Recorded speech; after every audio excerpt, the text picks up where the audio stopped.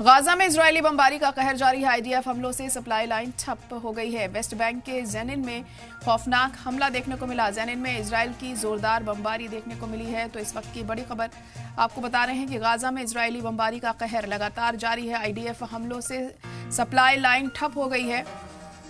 West Bank के Zenin में खौफनाक हमला हुआ है। जेनिन में इजराइल की जोरदार बमबारी देखने को मिली है। तो गाजा में हमले रुकने का नाम नहीं ले रहे हैं। इजराइल एक के बाद एक ताबड़तोड़ अटैक्स गाजा में कर रहा है। एक तरफ जहां जंगबंदी की बातें हो रही हैं तो दूसरी तरफ इन हमलों का सिलसिला भी रुकने का नाम नहीं ले रहा है। और ताजा हमले में जेनिन पर अटैक किया गया है। आईडीएफ हमलों से सप्लाई लाइन ठप हो गई है। इसमें कई लोगों की जान भी चली गई है। तो लगातार हमलों का जो सिलसिला है वो रुकने का नाम नहीं ले रहा है। वेस्ट बैंक के जेनिन में ये हमला हुआ। जेनिन में इजराइल की जोरदार बमबारी देखने को मिली है। तस्वीरें आप देख सकते हैं। एक के बाद एक ताबड़तोड़ कई बम यहां पर दागे गए।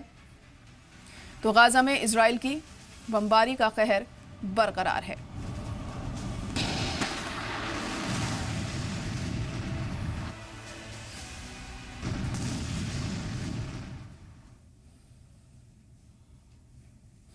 गाजा के अल सवारा इलाके के इजरायली फिजाई हमले में कम से कम 12 फिलिस्तीनी जान से हाथ धो बैठे हैं, जिनमें एक नवजादा बच्ची भी शामिल है। आंखों देखी रिपोर्ट्स के मुताबिक नुसरात रेफ्यूजी कैंप के मगरिब में इजरायली तैयारों ने कम से कम एक मिसाइल दागी। अल-अफ्दा अस्पताल की प्रेस बयान में कहा गया कि अस्पताल में 12 लाशें लाई गई हैं, जिनमें बच्चे, खवातीन और नवजादा बच्चे शामिल हैं, जबकि 7 लोग जख्मी हालत में हैं। गाजा हेल्थ एजेंसी के मुताबिक 18 मार्च से इजराइल की तरफ से हमले तेज किए जाने के बाद से अब तक करीब 8,000 फिलिस्तीनी मारे जा चुके हैं और 28,000 से ज्यादा लोग जख्मी हैं। अक्टूबर 2023 से अब तक मरने वालों की कुल तादाद 58,765 हो चुकी है, जबकि जख्मियों की तादाद 1,40,000 को पार कर गई है।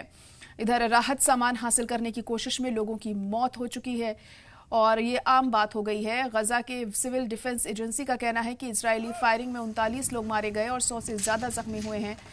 ये हमला 2 ऐसे राहत सेंटर्स के पास हुआ है जहां लोग खाने का सामान लेने पहुंचे। इस बीच अमेरिका और इजराइल हामी गाजा ह्यूमैनिटेरियन फाउंडेशन, जो अब यूएन एजेंसियों की जगह राहत सामान बांट रही है, उसने हमास पर बवाल भड़काने और आम लोगों पर गोली चलाने का इल्जाम लगाया।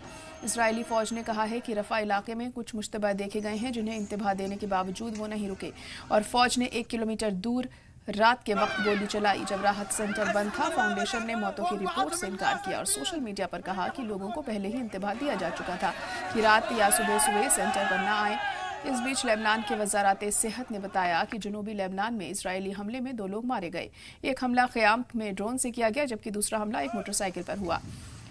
इजराइल ने दावा किया है कि उसने हिजबुल्लाह के रिडवान फोर्स से जुड़े 2 ऑपरेटिव्स को निशाना बनाया, जो वहां ढांचे को फिर से मजबूत करने में लगे थे। और उधर इजराइल में लोगों ने हर हफ्ते की हर तरह हॉस्टेज स्क्वायर पर इकट्ठा होकर अमेरिकी सफारतखाने की तरफ मार्च किया। उनकी मांग थी कि गाजा में जंग रोकी जाए और हमालियों को महफूज वापस लाया जाए। हालांकि कतर में इजराइल और हमास के बीच जारी सीजफायर बातचीत में अब तक कोई ठोस कामयाबी नहीं मिली है।